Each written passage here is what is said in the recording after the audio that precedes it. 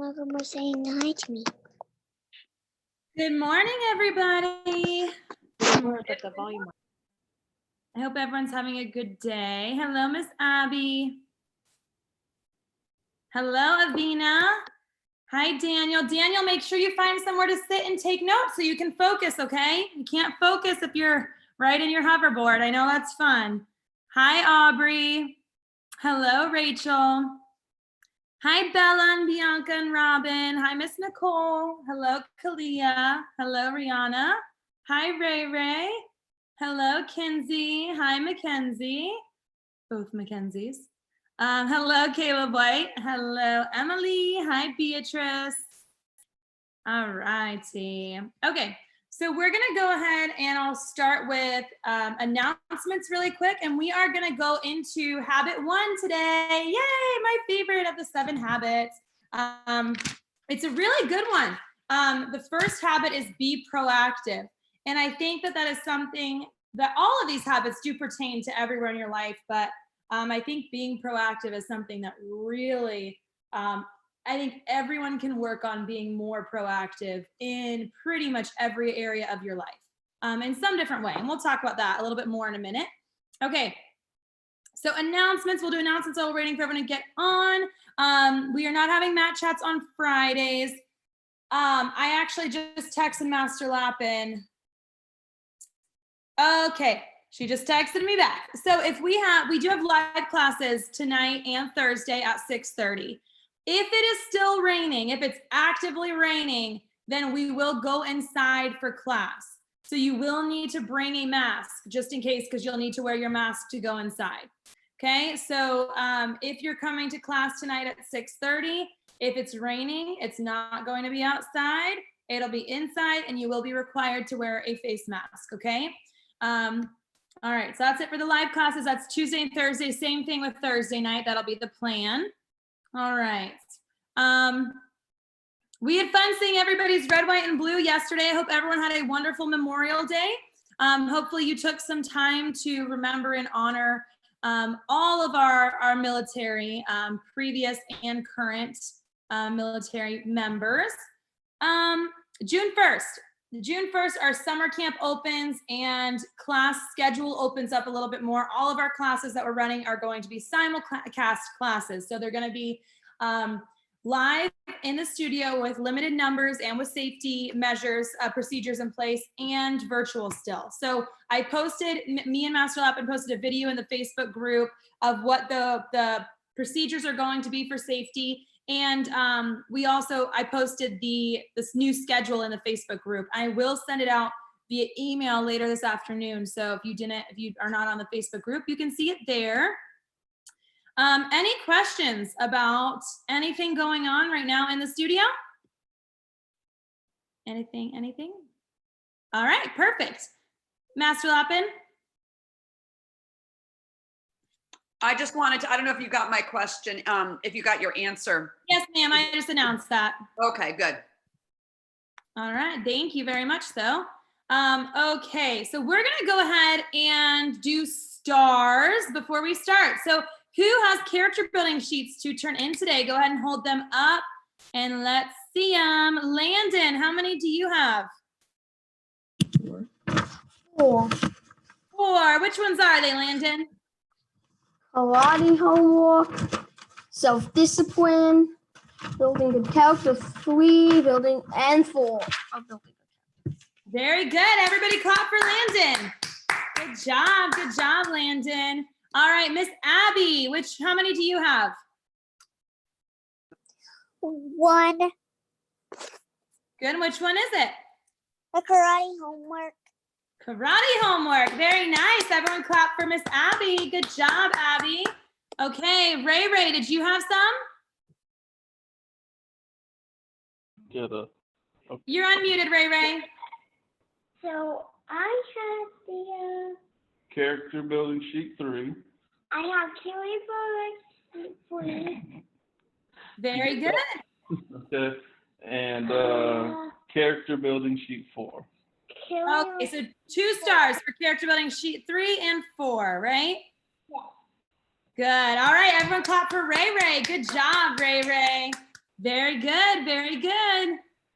All righty, Mr. Jonathan. How many do you have, Jonathan? I have like 2 rows in the book club sheet. Okay, so remember, you can only turn, I'm gonna go ahead and do both of them for today, but normally you're only allowed to earn 1 star per sheet. So you have to turn in each section at a time, okay? Because it doesn't Okay. really make sense if you got 2 weeks worth of stuff in one, I mean, unless you read for like a lot in one day. But so normally just 1 per day, but I'll go ahead and give you 2 for today. And good job, Jonathan. Was that it, or did you have more? I think I have some more. Okay. I have I'm halfway through the healthy eating sheet. All right, so you keep working on That- that one. That should be it. That concludes that. Good job, Jonathan. Everybody clap for Jonathan. Very good. Good, good, good. All right, anybody else have character building sheets to turn in? Going once.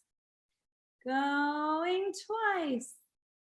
And we're moving on. Okay. All right. It's hard to see everybody. Okay, I'm going to go ahead and share my screen, and we will get into habit 1. Who knows? Who can unmute themselves and tell me what habit 1 is of the 7 habits? What is it? Somebody tell me. Be proactive. Be proactive. Very good. Who wants to tell me what that means? What does it mean to be proactive? Let's see. Changes. I have something. Go ahead, Miss Nicole.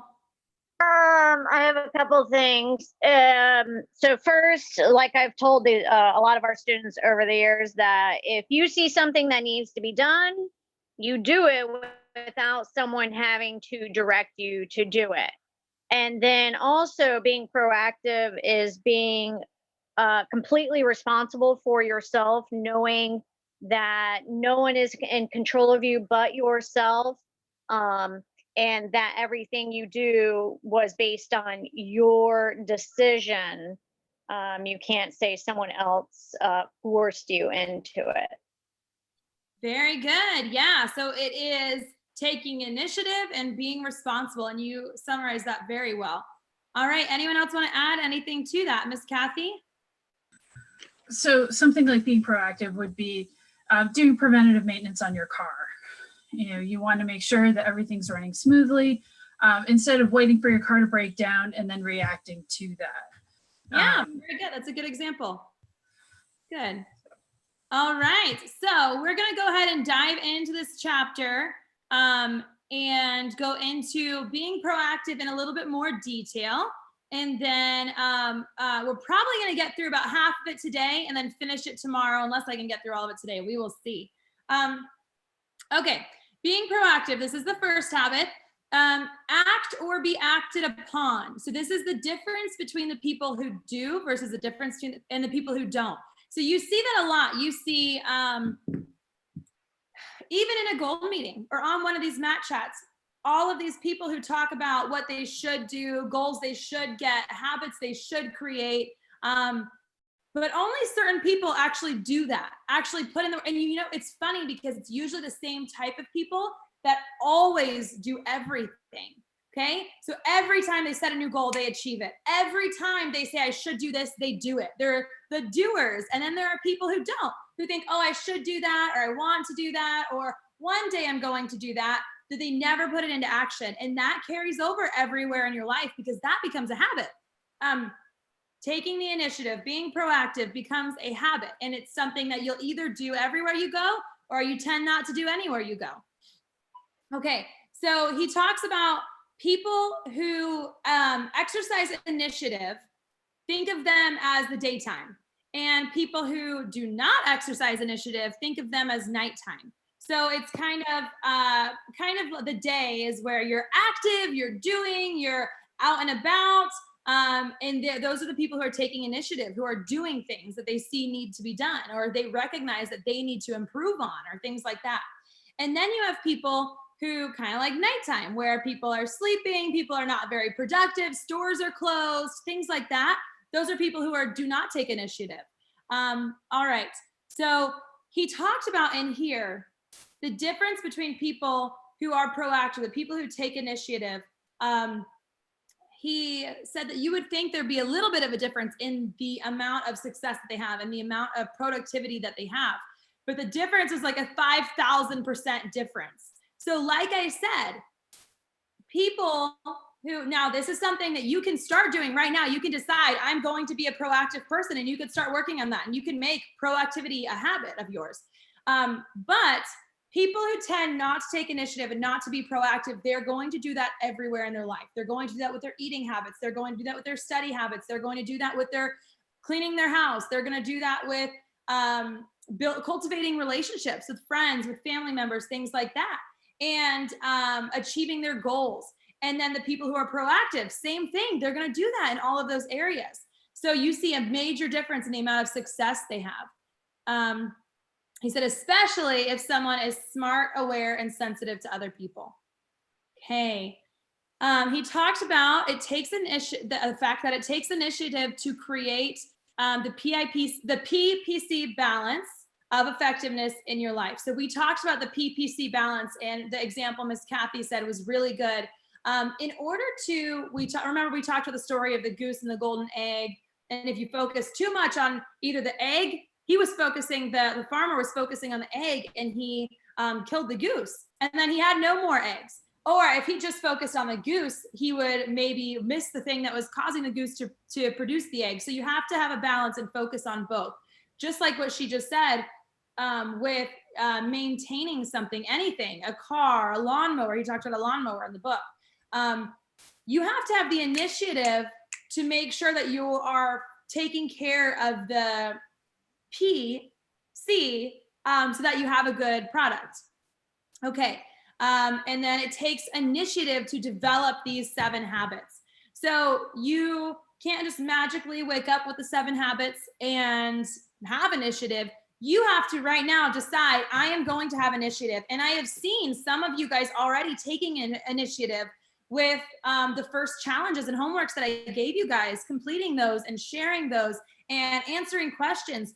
You guys who are doing that are the type of people who are taking initiative, who are being proactive. And I want everybody in here to be that way. I want everyone in here to be taking notes, to be answering questions, to be engaged, to be doing the reading, to be doing the homework, because those people are the ones who are proactive. Like I said, everybody in here can be and can start being right now. All right. Being proactive is having self-awareness. So the ability, the first thing he talked about with being proactive is having self-awareness. The two of them are not the same thing. But self-awareness is the ability to think about your thought process. So we kind of talked about the fact that this separates us from animals too, right? Being self-aware, knowing that what you're doing is not proactive. Everybody right now, with what I just said a second ago about your engagement in the mat chats, right now, your thought process was probably either, yes, I've been very, very engaged. I've been answering questions. I've been doing everything. You're analyzing yourself. And then some of you guys were thinking about it and like, oh, I'm not answering questions. I haven't done the homework assignments. I'm, not being very proactive. That's self-awareness, recognizing where you are, recognizing that what you do has consequences, recognizing that you are on track to achieve your goals or that you're not achieving your goals right now. All of that is self-awareness. Okay. So we are able to, as humans, we're able to evaluate and learn from other people's experiences and our own experiences, which is one reason why reading is so important. People who read have more creativity, they have more empathy, and you can learn, like history. History is a good example of that.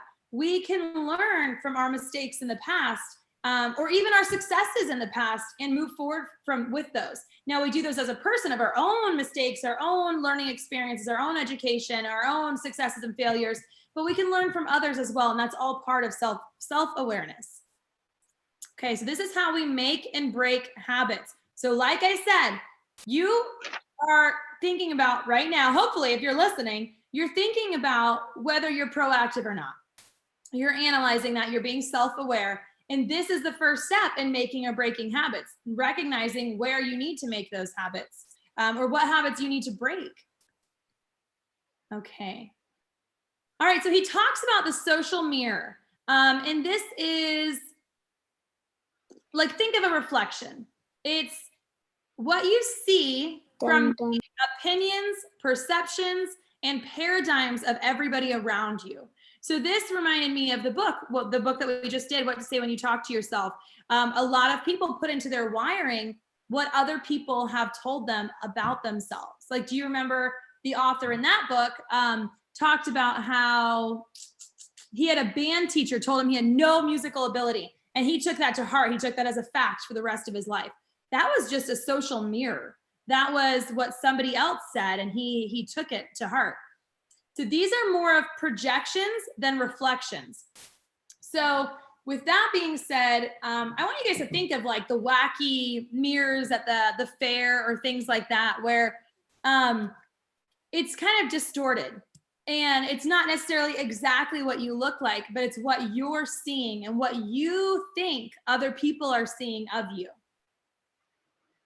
Okay. He said that social maps explain the nature of man.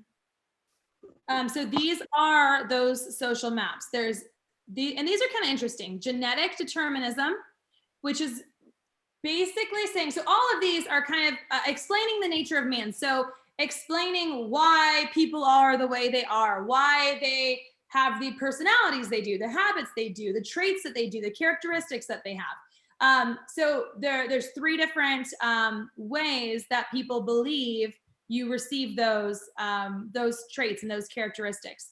One is genetic determinism, which means your grandparents gave it to you, which means like it's in your DNA. You know, have you ever heard somebody say, like somebody gets angry really, really easily, and they believe it's just in their DNA. It's just who they are. It's who they were born to be, kind of thing. Okay, the next one is psychic determinism, which is saying your parents did it to you. So that you were taught this as a child, everything in your childhood laid out your habits and your character. So that's another one. And then the third one is environmental determinism. So this is saying someone or something in your current environment is causing you to be the way you are. Maybe it is your parent, your boss, a friend. For parents, maybe it's that one of the examples he uses is a bratty teenager is causing you to be angry or causing whatever's going on in your life. Maybe it's your economic situation, blaming, I'm not able to, I don't have enough time because I don't make enough money, or things like that, or national policies, blaming some of the things that are going on with national policies. Right now, a good example of this one, environmental determinism, would be the coronavirus. People who are saying, I'm not in a good exercise routine because of quarantine. That's an excuse, because you can exercise outside, you can exercise in your home. There's free resources on YouTube. There's so much you could do outside right now. So but this is one of the three is environmental determinism. Okay, the next concept in here that he talked about was the freedom to choose. And this little chart, I think, was really, really important. The first thing he talks about is the stimulus right over here and the response. So let me see, I think I put a little, yeah. Okay, so the stimulus is when something that happens to us. Okay, so let's talk about being under quarantine, right? The stimulus is being under quarantine. The response is your reaction to it.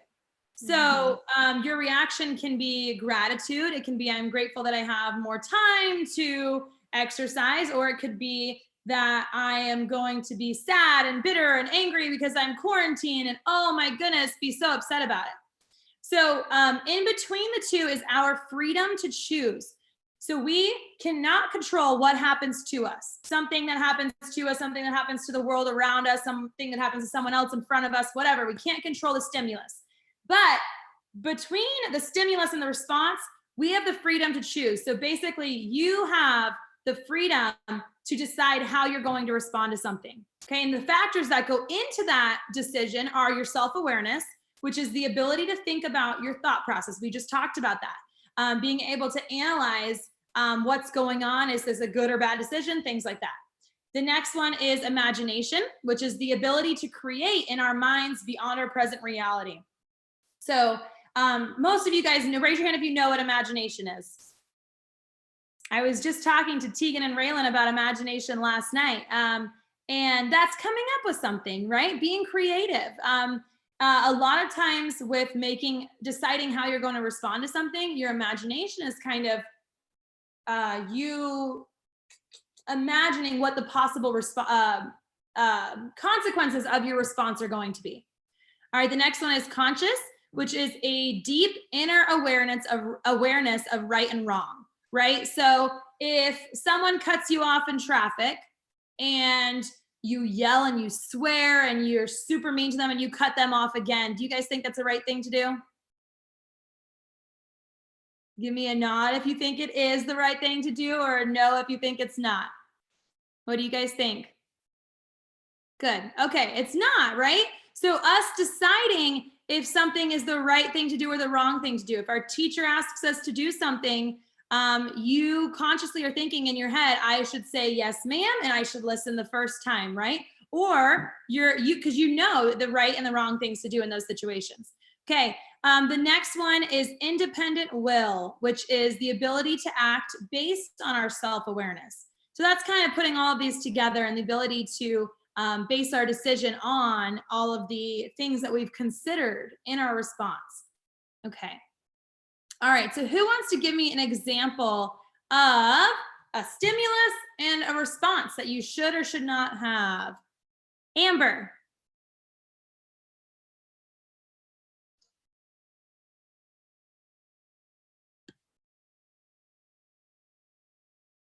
You there? No? Okay, Weston. Let's say someone bumps into you, just accidentally bumps into you, just when you've gotten all your food from a snack bar, and it makes you spill all the right thing to do. And if they offer to help clean up and not get angry at them and yell and swear at them or push them back. Good, yeah. Like if it was an accident, it shows. Yeah, and there are a lot of different ways that you could respond to that. Like you said, you could be mean, you could be kind to them. There's a lot of different ways that you can respond. You can't control what happens, them bumping into you, but you get to choose how you respond to it. And a lot of times with situations like that, responding in a kind way and being kind of empathetic and sympathetic to what happened will make you feel better about it afterwards, instead of letting yourself get angry and mad and ruining the rest of your day. All right, so let's talk about proactivity. So one thing, like Ms. Nicole said, part of being proactive is taking initiative, but it's a little bit more than taking initiative. Like she said, it's being responsible. So we are all responsible for our own lives.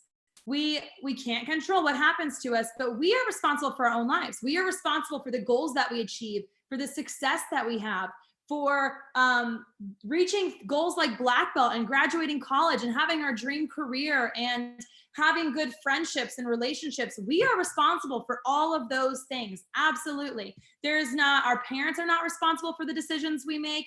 Our kids are not responsible for the decisions we make. Our bosses are not responsible for our effectiveness at work. Our teachers are not responsible for how well we're doing in school. We are responsible for our own lives, and recognizing that is a big part of proactivity. We have the initiative and the responsibility to make things happen. Okay, so responsibility, I like that he kind of broke this down. Responsibility, the ability to choose your response. Who in here can choose how they respond to something? Everyone better put your hand up. Good, everyone can choose how they respond to something. Good job, you guys. All right, so this is part of being proactive is not blaming circumstances, conditions, or conditioning for our behavior. So circumstances would be kind of the situation, like what Weston said, when someone bumps into him, that would be the circumstance. Conditions, like right now, the weather is gloomy outside. It's not very pretty, but we're not going to blame the weather on how effective we are in achieving our goals today, right? And conditioning would be kind of blaming the training that we've had, what our parents taught us, things like that. You hear a lot of adults who don't achieve their goals kind of blame it on their parents, or that they grew up in a poor family or whatever. But you see some very incredibly successful people who grew up in less than ideal situations because they recognize at a young age that they are responsible for who they are, not their conditions, not their conditioning thing or anything like that. They are responsible for their lives. Okay, being reactive is when people are affected by their physical environment. So instead of responding the way you should respond, the way you want to respond, the way that is the best for you, reactive people just react, and it's usually not a good thing. So in Weston's situation, if somebody bumps into you, if you're going to just react, it's usually going to be mean. You might yell, say something mean to that person, whatever. If you're being proactive, like you said, you're going to think about, you're going to do your little self-analysis, and you're going to consider what's right and wrong, and think about the type of response that you want to have before you respond to them. Okay. So it is not what happens to us, but our response to what happens that hurts us. I think that's really important. So think about a day. I want everyone to take a second and think about a day where you've had someone be very, very mean to you, or had something really bad happen to you at the beginning of your day. Everybody think about a time. Raise your hand once you have a time. Everybody think of a time where you had something bad happen to you or someone mean to you. One day. Raise your hand when you think of one. Good. Okay. Most of you guys have one. All right. So now I want you to think about that. Think about that day, because there's two things that you can do. If you respond to it poorly, if someone says something mean to you and you take it to heart and you let it put you in a bad mood, it can ruin the rest of your day. Who's ever had a bad day? We talked about this in the last book too. It's usually one little bad thing happens to you and you let it put yourself into a bad mood because of that. You are being reactive, not proactive. So you put yourself in a bad mood, and then you start noticing all the bad things, and you're focusing on the bad, so you're attracting the bad things. So it's not what happens to us, but our response to what happens that hurts us. Just like if you have someone say something really mean to you, you let it go, and then you move on with your life and you don't care about it anymore. You still have a great day. You're still in a great mood. You're still gonna do amazing things that day. But if someone says something mean to me and I yell at them and I get really, really angry and really, really upset, and I let that fester and I get more and more mad all day, I just ruined my day. That person didn't ruin my day by saying something mean. I ruined my own day. So that's being responsible and taking the initiative and saying, I'm going to let this go and I'm going to move on. Okay, so there are two really good quotes that are in this chapter by people that hopefully you guys will all recognize, if I just skipped over one of them. All right, Eleanor Roosevelt said, no one can hurt you without your consent. I really like this one. No one can hurt you without your consent. Who wants to tell me what that means to them? What does that mean to you, Kenzie?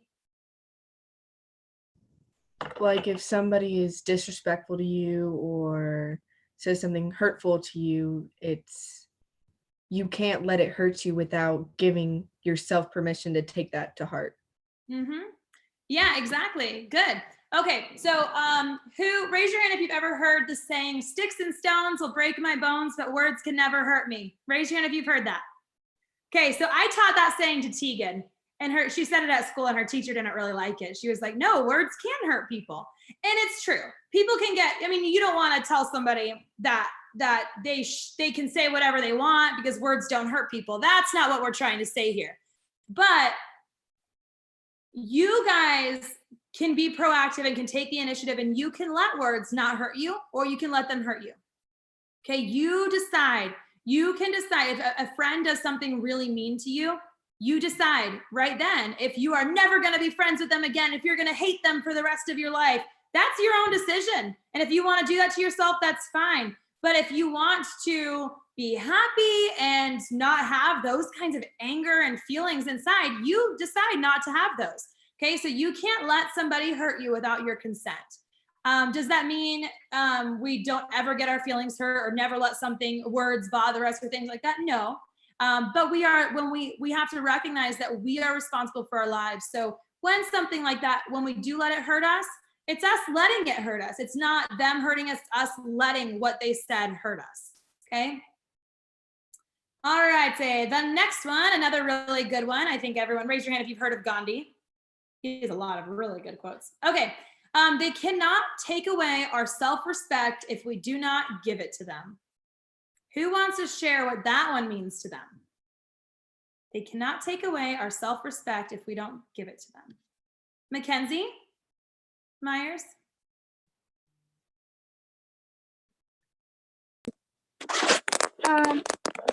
It means to me that if they cannot take away your self-respect if you don't give it to them, I think it means like if you don't if you're not self-respective to yourself, or if you're not respective to yourself, then someone can take away your respect.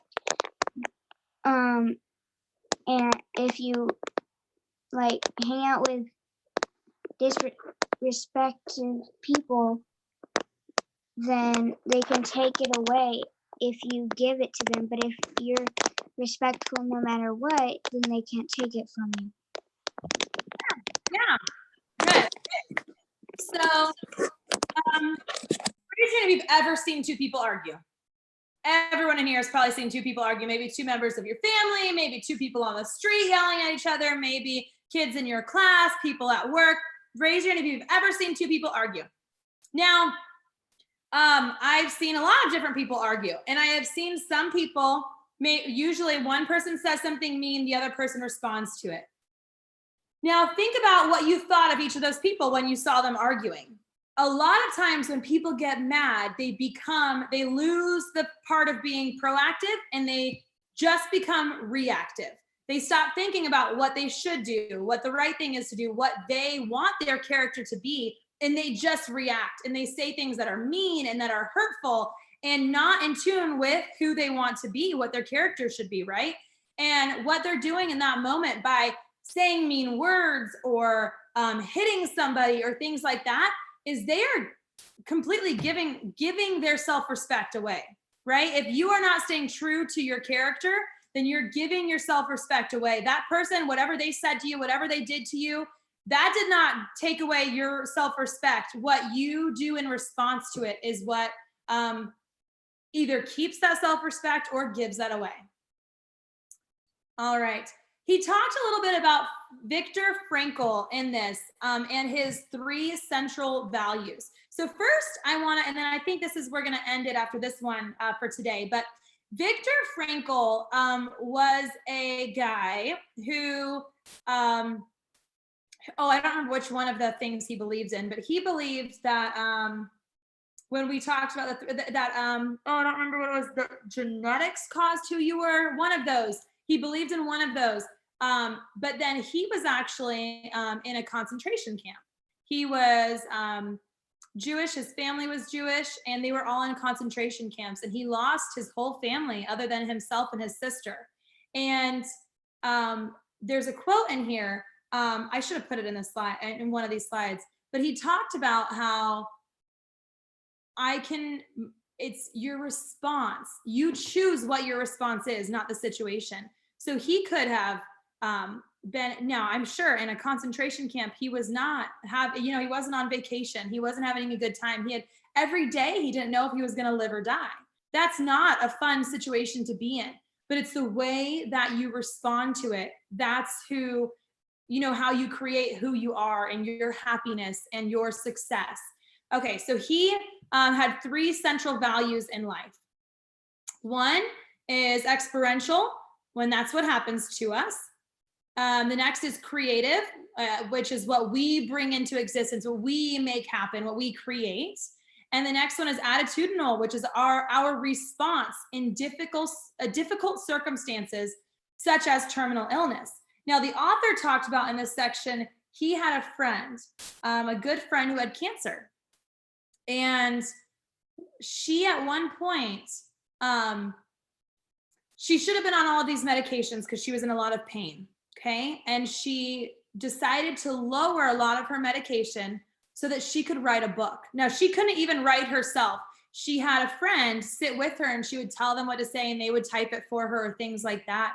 And that's a really good example of being proactive and choosing your response in a difficult circumstance, right? We all have difficult circumstances. We all right now are under quarantine, right? Which can, not as difficult, and when you put it into perspective, as battling cancer or several different things that could be a lot worse. But it is a difficult circumstance. So it's how you deal with it. Your attitude toward it can be how effective you are, how not. There are a lot of people, I have friends who have been exercising way more because they're getting to choose their own work schedule and things like that. And they're in the best shape of their lives because of this quarantine, or they're eating the healthiest because they're able to eat at home instead of eating fast food or things like that. And then I have friends who have gained 15 pounds because of the quarantine and who have, are all messed up with their sleep schedules or whatever's going on. But that's their response to the situation. They're all under the same situation. And some people are thriving and some people are suffering. And it's because the people that are thriving are proactive and they're choosing how they respond to this situation. And the other people are reactive and they're letting the situation control how they're living their lives. Okay, so we're going to stop there for today, but we will finish up this chapter tomorrow. I'm not going to assign any homework for today. If you haven't read over this chapter about being proactive, go ahead and read over it. Tomorrow we'll finish up talking about this chapter and I'll give you guys a homework assignment to do. And then on Thursday we will share and we will do a little application, talk about how this is going to apply to our lives. Okay, does anyone have any questions for me? Any questions? Miss Abby? Do you have a question? All right. Well, if there's nothing else, I hope everyone has an amazing day. And I will see you guys in virtual classes tomorrow or in the live class tonight. Remember, bring your mask just in case it's raining outside, okay? All right. Bye, everybody. Have a great day. Bye. Bye. Bye. Mackenzie, do you have a question? Yeah. What's the homework assignment? I wasn't here yesterday. Okay, we actually don't have a homework assignment yet. So just read over the chapter. We're reading Habit 1, Be Proactive. So read over that, look over some of the charts and things like that. We're gonna finish talking about that habit tomorrow, and then I will give you a homework assignment tomorrow night, okay? Okay. Thanks, Mackenzie. Have a great day. All right. Bye.